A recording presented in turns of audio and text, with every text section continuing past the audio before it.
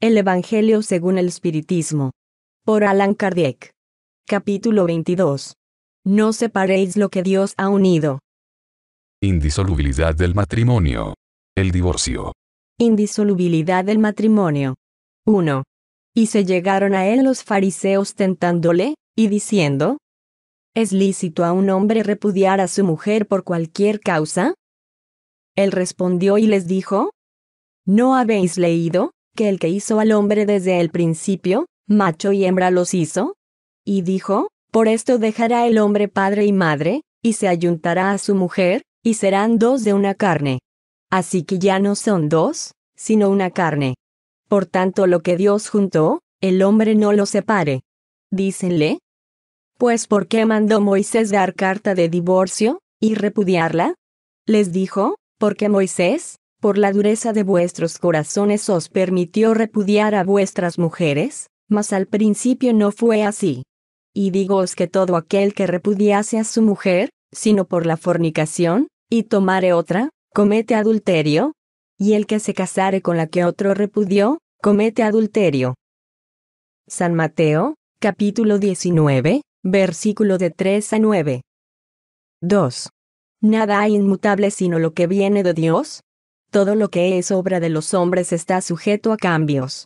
¿Las leyes de la naturaleza son las mismas en todos los tiempos y en todos los países? ¿Las leyes humanas cambian según los tiempos, los lugares y el progreso de la inteligencia? En el matrimonio, lo que es de orden divino es la unión de los sexos para realizar la renovación de los seres que mueren, pero las condiciones que arreglan esta unión son de un orden de tal modo humano, que no hay en todo el mundo, ni aun en la misma cristiandad, dos países en los que sean absolutamente las mismas, y que ni siquiera hay uno en que no hayan sufrido cambio con el tiempo.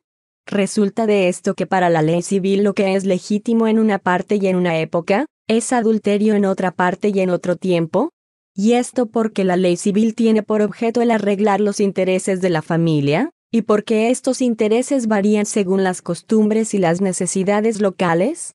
Así es, por ejemplo, que en ciertos países el matrimonio religioso es el solo legítimo, en otros es menester, además, el matrimonio civil, y en otros, en fin, el matrimonio civil basta. 3.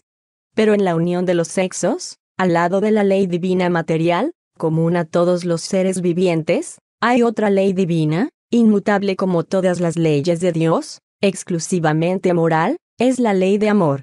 Dios ha querido que los seres estuviesen unidos, no solo por los lazos de la carne, sino por los del alma, a fin de que el afecto mutuo de los esposos se transmitiese a sus hijos, y que fuesen dos en vez de uno, para amarles, cuidarles y hacerles progresar.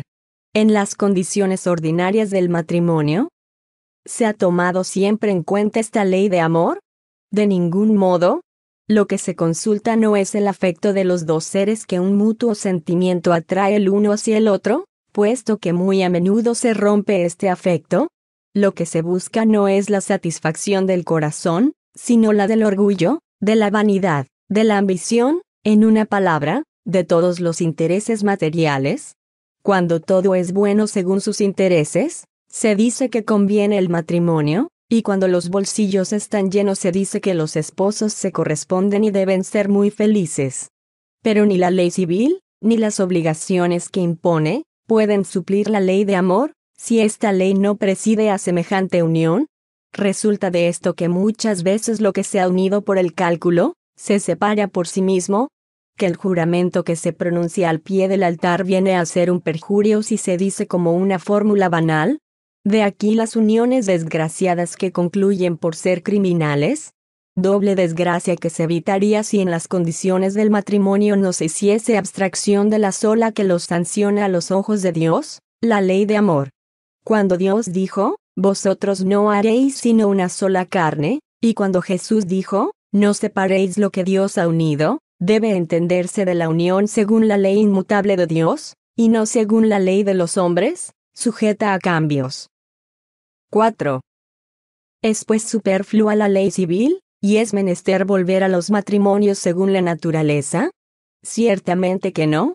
La ley civil tiene por objeto arreglar las relaciones sociales y los intereses de las familias, según las exigencias de la civilización, y por esto es útil, necesaria, pero variable. Debe ser previsora, porque el hombre civilizado no puede vivir como un salvaje, pero nada, absolutamente nada se opone a que sea el corolario de la ley de Dios. Los obstáculos para el cumplimiento de la ley divina dimanan de las preocupaciones y no de la ley civil. Estas preocupaciones, bien que estén en vigor, han perdido ya su fuerza en los pueblos civilizados, pero desaparecerán con el progreso moral, que abrirá, en fin, los ojos sobre el sinnúmero de males, faltas y aun crímenes que resultan de las uniones contratadas con la sola mira de intereses materiales. Entonces se preguntará si no es más humano, más caritativo y más moral unir dos seres que no pueden vivir juntos, que darles la libertad, y si la perspectiva de una cadena indisoluble acaso no aumenta el número de las uniones irregulares. El divorcio. 5. El divorcio es una ley humana que tiene por objeto separar legalmente a los que estaban separados de hecho. No es contraria a la ley de Dios, puesto que solo reforma lo que los hombres han hecho, y puesto que solo es aplicable en los casos en que no se ha tomado en cuenta la ley divina. Si fuese contraria a esta ley, la misma Iglesia se vería obligada a mirar como a prevaricadores a aquellos que sus jefes que de su propia autoridad y en nombre de la religión, en más de una circunstancia han impuesto el divorcio. Doble prevaricación entonces, puesto que era con la mira solo de intereses temporales y no para satisfacer la ley de amor. Por el mismo Jesús no consagra la indisolubilidad absoluta del matrimonio.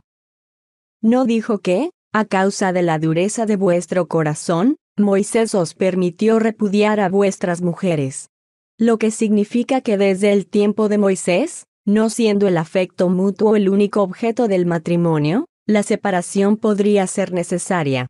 Pero añadió, esto no ha sucedido desde el principio, es decir, que en el origen de la humanidad, cuando los hombres aún no estaban pervertidos por el egoísmo y el orgullo y vivían según la ley de Dios, las uniones fundadas en la simpatía y no en la vanidad y la ambición, no darían lugar a repudiación.